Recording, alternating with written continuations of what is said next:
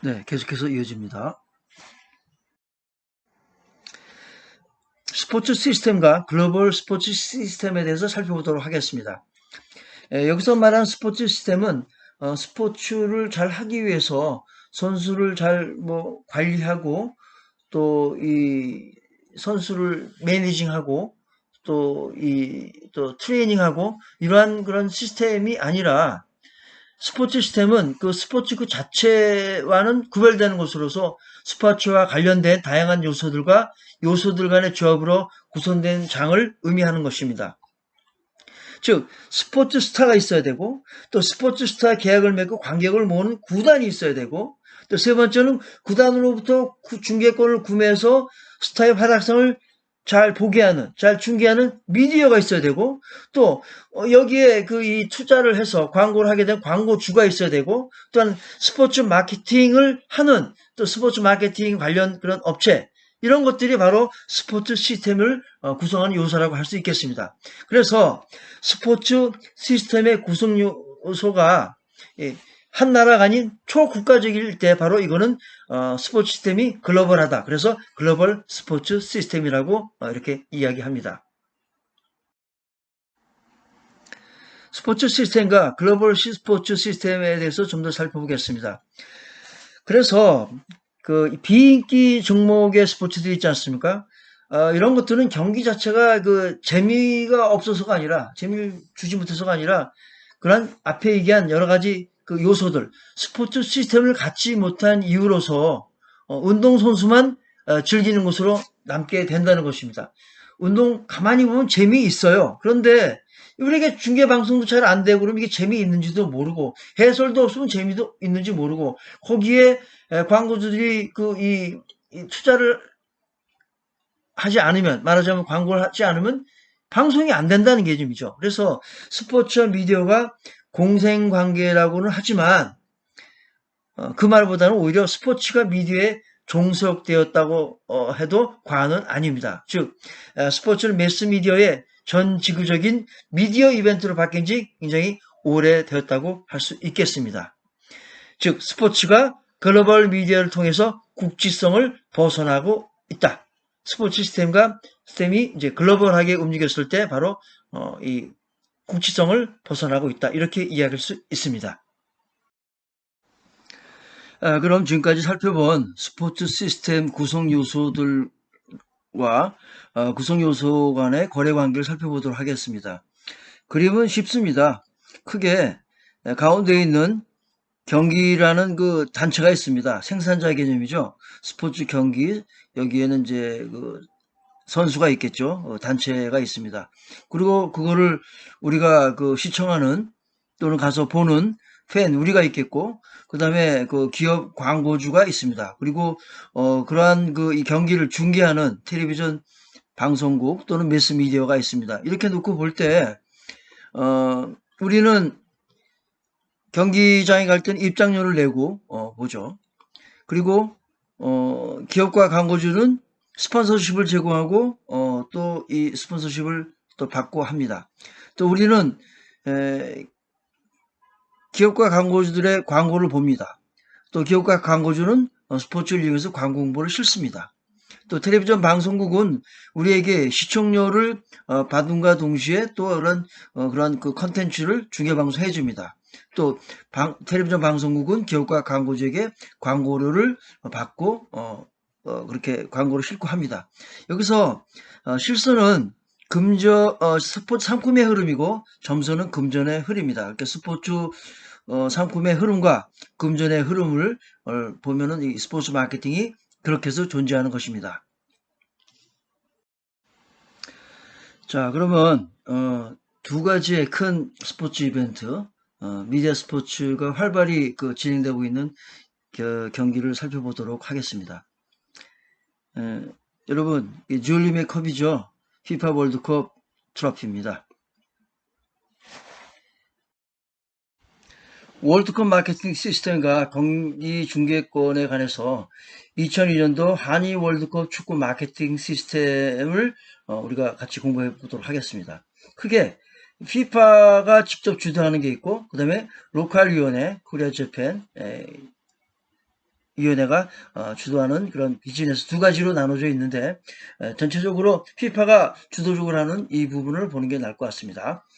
여기서 FIFA가 이 왼쪽에 있는 ISD라는 에이전트를 두고서 이 에이전트에게 방송 중계권을 판매합니다. 그래서 이 ISL은 FIFA에게 어느 정도 금액을 보장을 해서 주고 사서 각 텔레비전 방송국과 협의를 하게 됩니다. 그래서 1번 개별 방송국과 협상을 하고 남는 금액은 자기네가 갖는 거겠죠. 그 다음에 FIFA는 IS4 참여기업 인터사커4라고 이거는 올림픽에서 TOP하고 비슷하게 생각하면 됩니다. 직접 FIFA가 스폰서십에 대해서 거래를 하게 됩니다. 그리고 나머지는 이제 FIFA가 이 수입을 어떻게 분배하는지 총 수입의 70%를 각국 축구협회에게 제공을 하고 나머지 수입도 배분하는 것에 대해서 이렇게 나와 있습니다. 여러분들 월드컵 대회 이 중계권료가 도대체가 어떻게 됐는지 변화를 한번 살펴봐 보도록 하겠습니다. 궁금하시죠? 94년도 미국 대회는 우리나라 돈으로 약 919억 그렇게 많지가 않았습니다.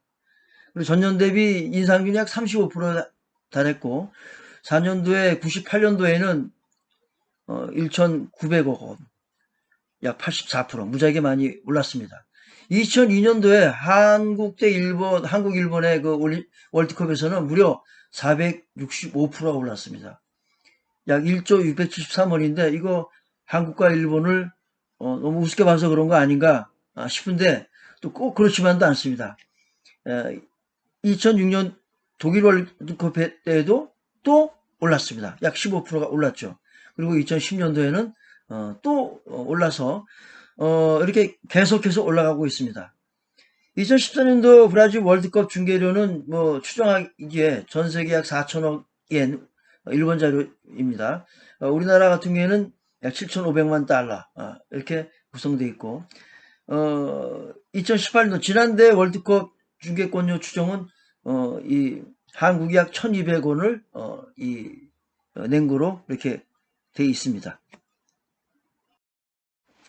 지금 보시는 자료는 FIFA의 수입인데 FIFA는 이제 월드컵을 이 대회를 이제 추진하면서 그때까지의 기간을 그러니까 2015년서부터 2018년간 약 4년간의 수입을 정리한 2018년도 FIFA의 이 파이낸셜 리포트입니다.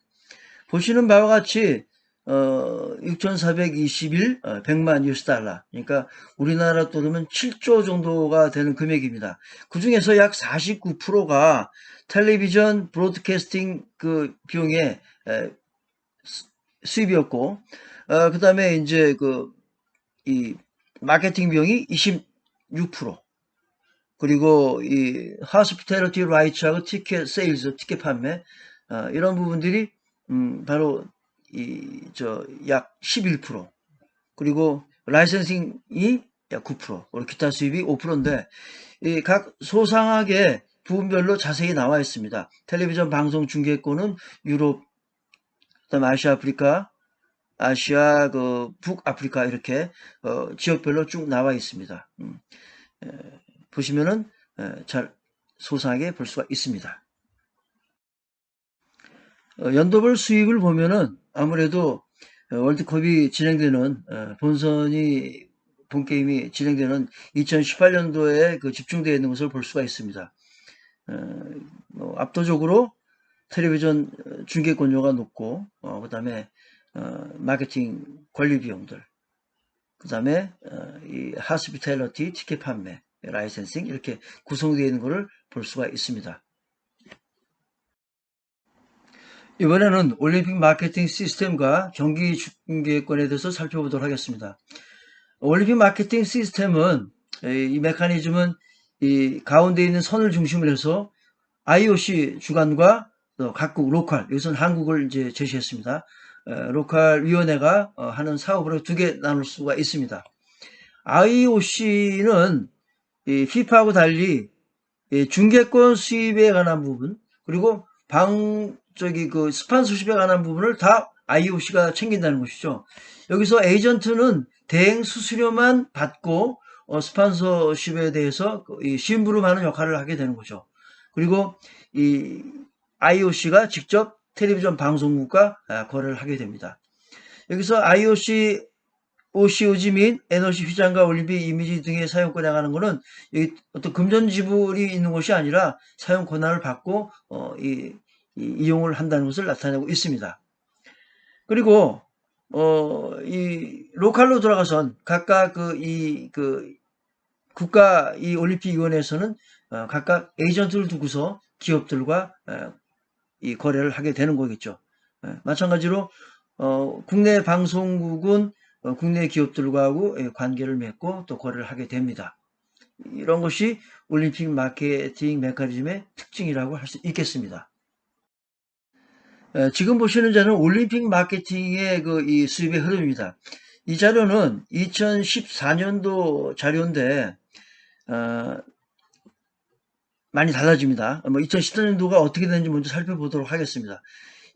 역시 이 브로드캐스트 방송 중계권료가 이제 41%로 많고, 그다음에 스폰서십이 45%로 거의 92%를 차지합니다. 그리고 티켓팅과 라이센싱이 자리하고 있겠죠.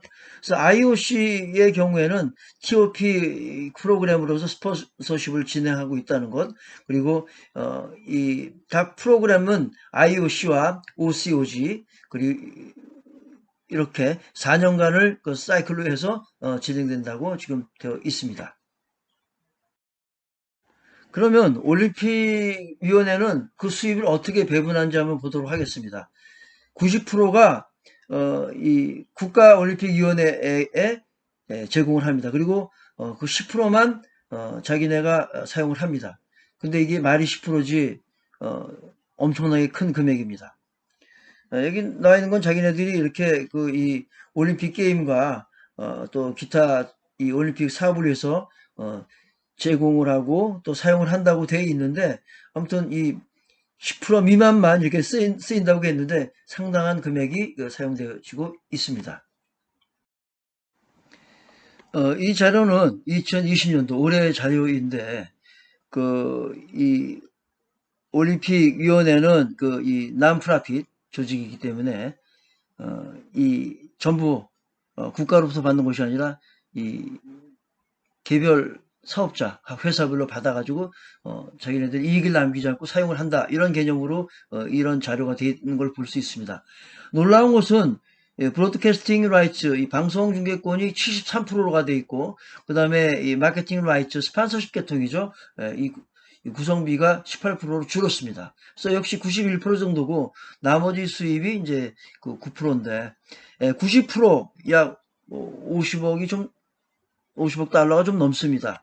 그런데 여기 나와 있는 내용을 보면은 전체 90% 이상을 올림픽의 발전과 또 선수들에게 90% 쓰여지고, 전체적으로 약 25억 달러가 올림픽 게임을 개최하고, 그다음에 개최국의 이 경감 그러니까 부담을 줄이기 위해서 사용되어졌다고 이렇게 레포트가 되어 있는 것을 볼 수가 있습니다. 올림픽의 기타 아더 커머셜 프로그램은 크게 네 가지가 있습니다. 티켓팅, 그다음에 라이선싱, 그다음에 필러텔리라고 해서 이 우표, 그다음에 뉴미스매틱이라고 그래서 이제 화폐, 그다음에 기타 공급업체 이렇게 되어 있는데, 보시는 거는 이제 티켓팅입니다. 오른쪽에 있는 게 이제 평창 올림픽 때 티켓팅이고, 그다음에 나와 있는 것은 이게 라이선싱, 뭐 자그마한 기념품에도 이렇게 다 라이센싱이 들어가 있습니다. 이 평창올림픽 때 사진입니다. 그 다음에 올림픽 주화, 이런 것들입니다. 기타 공급업체들에게 제공하는 여러 가지가 있고, 이런 이미지 공급업체들에게도 이 게티 이미지는 오피셜 이미저리 공급업체, 뭐 이렇게 유니폼 공급업체, 스포츠웨어 유니폼 공급업체, 이렇게 다 구성되어 있습니다. 미디어 스포츠를 이끌어가는 또 하나의 축은 저널리즘이 있습니다. 당연히 저널이 의 책임과 사명을 담는 내용인데, 저널리즘은 매스미디어를 통해서 공공적인 사실이나 사건에 대한 정보를 보도하고 논평하는 활동입니다. 그래서 이러한 저널리즘은 이러한 커뮤니케이션 활동을 이 벌임으로 인해서 현대인이 적응할 수 있는 환경을 제시한다는 걸 특징으로 합니다. 저널리즘의 어원은 나날의 간학물에서 이게 유래됐는데, 매스 커뮤니케이션이 대중전들의 사유과정 전체를 가리키는 종합 개념인데, 비해서 이 저널리즘은 하위 개념이라 할 수 있죠. 주로 매스 커뮤니케이션의 미디어 활동의 측면을 가르치는 것으로 이해하는 편이 좋을 것 같습니다. 스포츠 저널리즘은 스포츠에 관한 사건을 다루죠. 문제점, 이벤트 이런 거를 전달하는데 상당히 오락성과 시사성을 제공한다는데 윤리적 특성이 있습니다. 그런데 이 미디어가 어떤 특정 선수나 또 경기 또 그 팀에 대해서 어떻게 표현하느냐, 즉 가치, 신념, 지식을 어떻게 표현하느냐에 따라서 달라집니다. 뭐 논조도 달라진다고 얘기할 수도 있지만 좀 더 이 내용이 좀 잘 전달되고 또 잘못 전달되어지고 또 바뀌어 전달되어지고 이런 측면입니다. 그래서 미디어와 스포츠의 결합으로 수용자의 관심을 집중시킬 만한 특정 요인들이 강조되어진 것이라고 스포츠 저널리즘을 표현하기도 합니다. 그런데 미디어 스포츠가 수익 극대화를 목표로 이제 하다 보면은 상업화로 인해서 스포츠 본질이 훼손되어져 있다. 이렇게 이 평가하는 부분도 있습니다.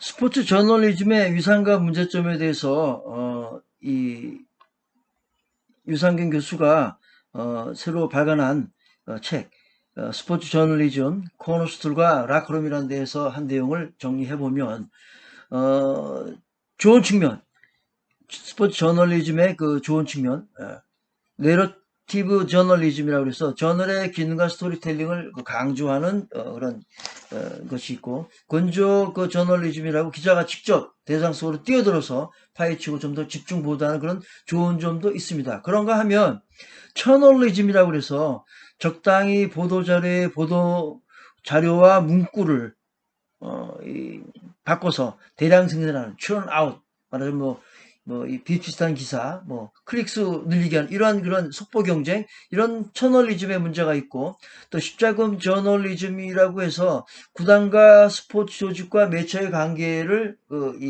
잘 활용하는, 말하자면 이 기자는 소재가 필요하고 구단이나 스포츠 조직은 뉴스를 보도해줬으면 하는 이 매체가 필요합니다.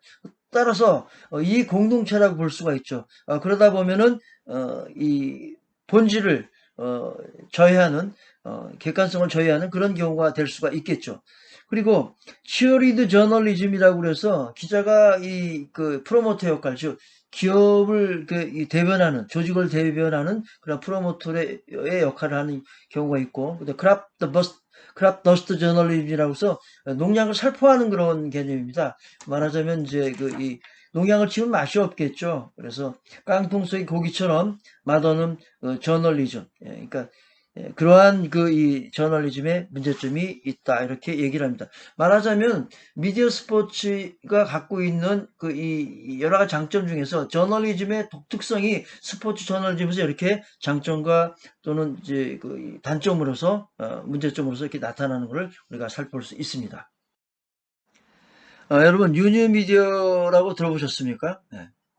사실 뉴미디어는 뉴미디어를 조금 더 세분해 놓은 겁니다. 말하자면은 이메일 웹사이트 같은 뉴미디어보다 좀 더 새롭게 된 미디어의 출현과 그 영향에 관한 책이라고 로빈슨이라는 사람이 새로운 용어를 만들어냈습니다. 여러분들 뉴미디어 지금 많이 쓰고 있어요. 유튜브, 위키피디아, 마이페이스, 페이스북, 트위터, 인스타그램 엄청나게 이 많은 제가 여기 쓰지 않은 것도 많이 있습니다. 이 책이 나와 있는 책보다도 제가 더 여기다 더 집어넣어 있습니다. 뉴미디어의 특징은 모두가 다 소비자가 다 생산자이고 또 비전과 전문가를 우리가 속일 수도 없고 자유의사로 매체를 선정할 수 있고 경쟁적이고 상호 촉매적이고 돈을 내지 않고 원하는 것을 얻는, 말하자면 평가 미디어 라고 할 수 있죠. 이런 earned media라고 할 수 있습니다. 이 폴 레빈슨이 2010년도에 진 책인데 이 내용들이 지금 우리가 이렇게 대중화되고 쓰고 있는 것입니다. 지금 보시는 것은 스포츠 단체, 구단 및 연맹 선수들이 새로운 테크놀로지를 활용하고 있는 것이 일반화됐다는 얘기입니다. 그러니까 스포츠 단체에 대한 그 홍보, 팬 관리, 팬 간의 연대응과 로열티 형성하기 위해서 웹사이트나 SNS, 실시간 문자 이런 걸 다 활용하고 있다는 겁니다. 특히 해시태그가 일반화됐고 스포츠 스타의 페이스북, 유튜브 등 뉴미디어 활용이 또 일반화됐고 런던 올림픽은 소셜 올림픽이라고 불리며 소셜 미디어 혁명을 견인했습니다. 또한 이제는 스크린이 다양합니다. 그래서 N스크린이라고 합니다. 그래서 인터넷 생중계, 모바일 뭐 이런 것들 뉴미디어에 적극 활용을 하고 있고 이제는 텔레비전 시청의 이 시청률 조사하기 위해서 피플미터기를 사용을 하고 있는데 아직까지도 이걸 위주로 하고 있습니다. 그런데 PC나 모바일로도 많이 시청을 하기 때문에 뉴미디어에서도 경기 중계 시청까지도 측정 확대이 시도되어지고 있습니다. 뉴미디어를 스포츠 마케팅에 활용하고 있는 예는 나이키의 경우가 이제 좀 대표적인데 나이키는 페이스북과 유튜브 동영상에 나이키 광고를 띄우고 있습니다.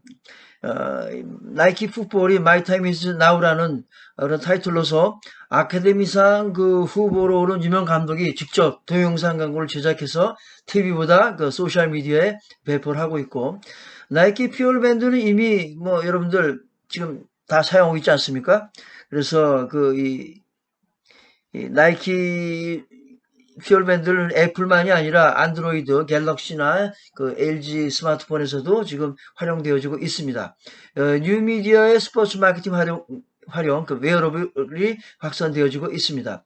싸이도 젠틀맨을 띄울 때 신곡 뮤직비디오 발표를 텔레비전이 아니고 먼저 유튜브를 선택한 바 있습니다. 스포츠 구장에서는 사물 인터넷이 아주 잘 발달되어 있습니다. 우리나라는 이미 이 최첨단 통신 시설을 갖추고 있고 웹 기반 서비스도 활발하게 되어 있고 지금 같은 경우에는 이제 5G 시대가 열렸죠. 그래서 KT 같은 경우에는 이미 수원구장에 사물 인터넷 오브 띵스를 해가지고 이미 활발히 진행되고 있습니다. 또 비컨 서비스, 저전력 블루투스 서비스를 야구장에서 하고 있습니다. MLB의 경우에도 2015년 경우에는 30개 구장 중에서 28개가 서비스를 하고 있는데 지금은 거의 다 될 겁니다. NBA, NFL에서도 이 사물 인터넷을 활용하고 이런 통신 서비스를 하고 있습니다. 비컨 테크놀로지와 MLB 구장의 활용 예를 보겠습니다. 비컨 테크놀로지 포 스타디움설에서 비컨 서비스를 이제 개발한 회사가 이 홍보를 통해서 발표를 했는데 상당히 이 다양한 내용들이 있습니다. 이 내용만 보게 되면은 구장에서 각 구단들이 하고 있는 서비스를 일목요연하게 볼 수가 있습니다. 또 하나는 MLB에서 애플의 인터넷 비콘을 시티필드에서 한 내용인데 이런 내용도 볼 수가 있습니다. 시간상 여러분들이 오른쪽에 있는 거는 나중에 이 URL을 치고 들어가서 한번 보시도록 하고 비콘 테크놀로지 스타디움을 보도록 하겠습니다.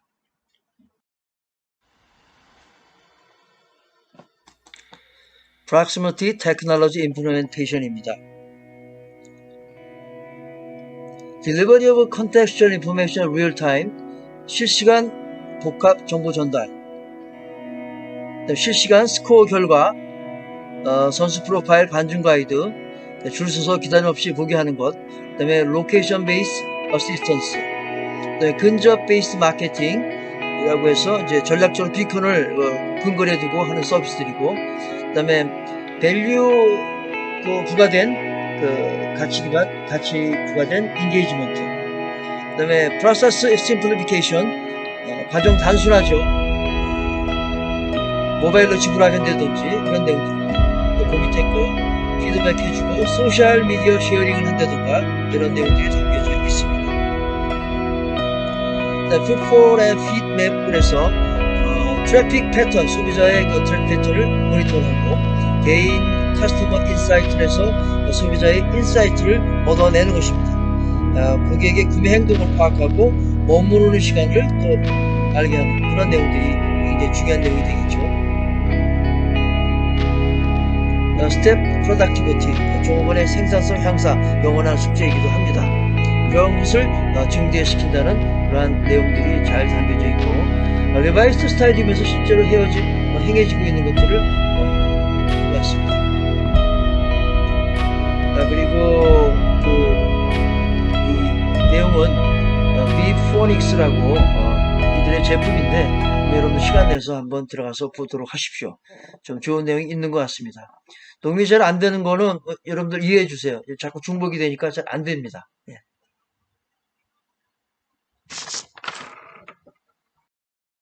수고하셨습니다. 예. 다음 시간에 만나겠습니다.